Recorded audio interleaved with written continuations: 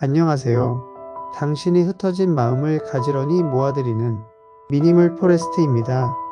오늘 당신의 책상은 어떠했나요? 혹은 지금 마주하고 있는 모니터 속의 하얀 화면이 마치 건널 수 없는 거대한 설원처럼 막막하게 느껴지지는 않으셨는지요? 해야 할 일의 목록은 빼곡한데 마음은 자꾸만 창문 밖으로 혹은 과거의 실수나 미래의 불안으로 도망치려고만 합니다. 시계의 초침 소리는 점점 크게 들려오고 집중해야 한다는 강박이 오히려 내면의 소음을 키우는 그런 순간들, 우리는 누구나 한 번쯤 그런 늪에 빠지곤 합니다. 집중이 되지 않는다는 것, 그것은 당신의 의지가 나약해서가 아닙니다. 단지 당신의 영혼이 지금 너무 많은 소음에 노출되어 잠시 길을 잃었을 뿐입니다. 현대 사회는 우리에게 너무 많은 것을 동시에 보라고 강요합니다. 수없이 쏟아지는 알림, 쉴 새 없이 바뀌는 화면들 속에서 우리의 주의력은 잘게 조각나 버렸습니다. 오늘은 이 조각난 마음들을 다시 하나의 온전한 그림으로 맞추는 시간, 몰입과 집중이라는 고요한 숲으로 들어가는 법에 대해 이야기 나눠보려 합니다. 억지로 자신을 책상 앞에 묶어두는 고문이 아니라 물 흐르듯 자연스럽게 일과 하나가 되는 경건한 의식에 관한 이야기입니다. 미국의 심리학자이자 철학자인 윌리엄 제임스는 집중의 본질에 대해 이렇게 말했습니다. 나의 경험은 내가 어디에 주의를 기울이느냐에 따라 결정된다. 오직 내가 관심을 기울이는 것만이 나에게 진정한 현실이 된다. 참으로 무겁고도 아름다운 진리입니다. 내가 지금 산만한 생각에 주의를 기울이고 있다면 나의 현실은 산만함 그 자체가 됩니다. 반대로 내가 지금 눈앞이 작은 과업 하나에 온전히 주의를 기울인다면 그 순간 나의 우주는 그 일 하나로 꽉 채워지게 됩니다. 집중은 단순히 일을 빨리 끝내는 기술이 아니라 내가 살고 싶은 현실을 선택하는 주체적인 행위입니다. 그렇다면 도망가는 주의력을 붙잡아 지금 여기로 데려오기 위해서는 어떻게 해야 할까요? 채찍질보다는 부드러운 인도가 필요합니다. 흩어진 정신을 맑게 깨우는 세 가지 구체적이고 깊이 있는 방법을 제안합니다.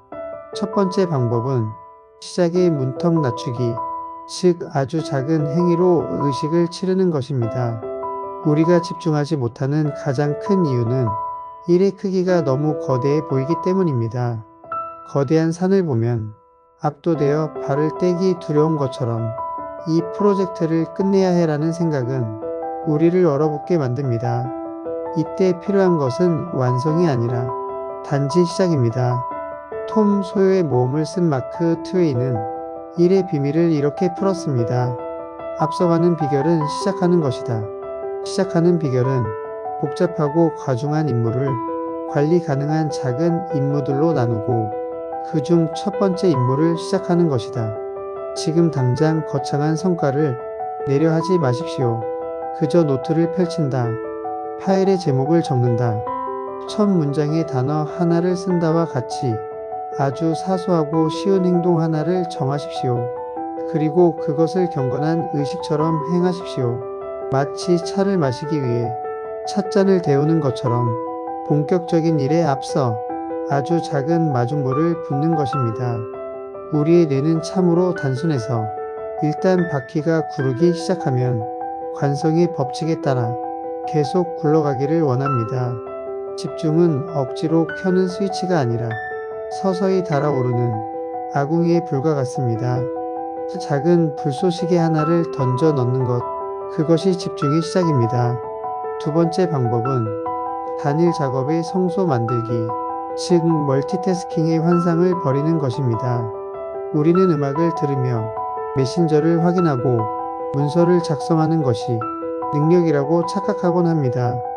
하지만 인간의 뇌는 근본적으로 두 가지 일을 동시에 완벽하게 처리할 수 없도록 설계되었습니다. 여러 가지 일을 동시에 하는 것은 숲속에서 두 마리 토끼를 동시에 쫓는 것과 같습니다. 결국 두 마리 모두 놓치고 남는 것은 탈진뿐입니다. 발명가 알렉산더 그레이엄 벨은 에너지 응축에 대해 이렇게 조언했습니다. 당신의 모든 생각을 당면한 일에 집중하라. 태양의 광선도 초점에 모아지지 않으면 태우지 못하는 법이다. 지금 당신의 책상 위를 그리고 컴퓨터 화면을 단 하나의 성소로 만드십시오. 지금 해야 할 그 한 가지 일만 남겨두고 나머지 창은 모두 닫으십시오. 스마트폰은 잠시 시야에서 치워두십시오. 그리고 스스로에게 선언하십시오. 지금부터 30분 동안은 세상이 무너져도 나는 이 일과만 대화하겠다. 이것은 일종의 결계를 치는 것과 같습니다. 외부의 소음이 침범하지 못하도록 차단하고 오직 나와 내 일만이 존재하는 고요한 공간을 만드는 것입니다. 하나를 포기하는 것이 아니라 하나를 깊게 사랑하는 것입니다. 그 하나에 깊이 몰입할 때 우리는 비로소 시간의 밀도를 느끼게 됩니다. 얕고 넓은 바다보다 좁지만 깊은 우물이 목마름을 해결해 주는 법입니다. 세 번째 방법은 리듬의 회복, 즉 의도적인 멈춤을 허락하는 것입니다. 집중이 안 될 때 우리는 억지로 모니터를 노려보며 자신을 쥐어짜곤 합니다. 하지만 흐르지 않는 물은 썩기 마련이고 쉬지 않는 활시위는 탄력을 잃습니다. 진정한 집중은 팽팽한 긴장이 아니라 이완과 긴장의 조화로운 리듬 속에 있습니다. 25분간 몰입하고 5분간 휴식하는 포모도로 기법을 들어보셨을 겁니다. 이것을 단순한 시간 관리 기술이 아닌 호흡의 리듬으로 받아들여 보십시오. 25분 동안 숨을 깊게 들이마시며 일에 몰입했다면 5분은 반드시 숨을 내뱉으며 이완해야 합니다. 애플의 창업자 스티브 잡스는 집중의 본질이 거절에 있다고 말했습니다. 집중이란 집중해야 할 것에 예라고 말하는 것이라고 사람들은 생각한다. 하지만 전혀 그렇지 않다. 집중이란 그 밖의 수백 가지 좋은 아이디어에 대해 아니요라고 말하는 것이다. 이 말은 일의 선택뿐만 아니라 휴식에도 적용됩니다. 쉴 때는 일에 대해 철저히 아니요라고 말해야 합니다.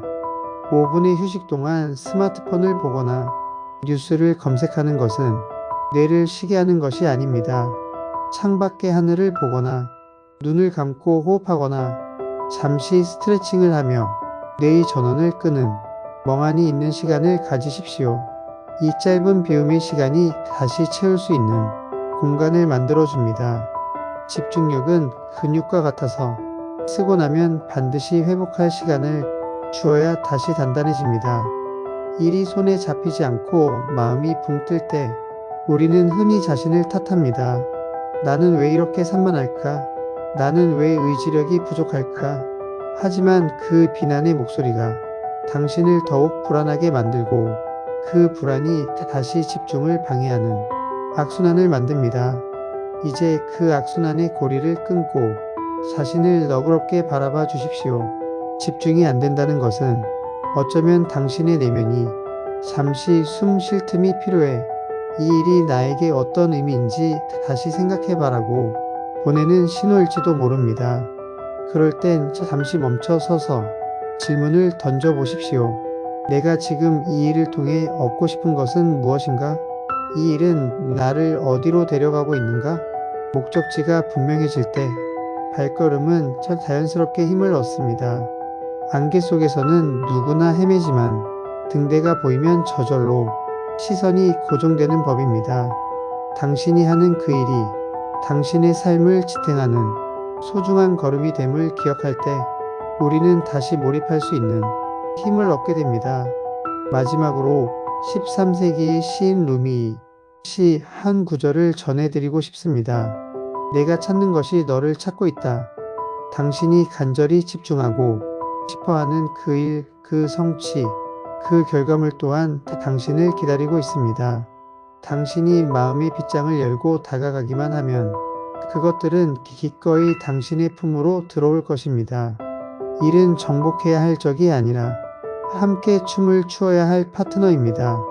오늘 하루 거창하지 않아도 좋습니다. 단 한 줄의 문장, 단 한 번의 클릭, 단 하나의 통화. 그 작은 시작 속에 당신의 온 우주를 담아 보십시오. 그 고요하고 뜨거운 몰입의 순간이 당신을 가장 나다운 곳으로 안내할 것입니다. 소란스러운 세상 속에서도 당신만의 고요한 중심을 잃지 않기를, 당신의 몰입이 평화로운 기도가 되기를 미니멀 포레스트가 응원합니다. 오늘도 당신의 숲에서 깊고 단단한 뿌리를 내리시길 바랍니다. 지금까지 미니멀 포레스트였습니다. 감사합니다.